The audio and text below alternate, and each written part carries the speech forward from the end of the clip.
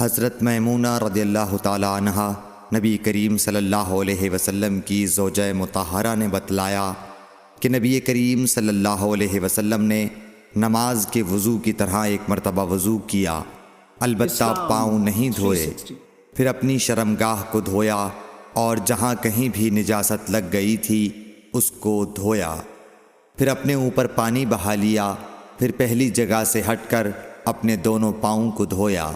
آپ کا غسل جنابت اسی طرح ہوا کرتا تھا۔ صحیح بخاری حدیث نمبر 249۔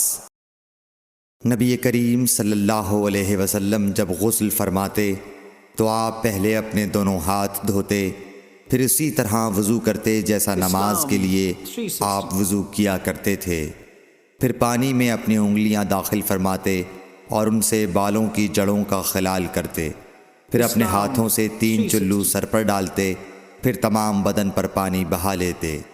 صحیح بخاری حدیث نمبر 248۔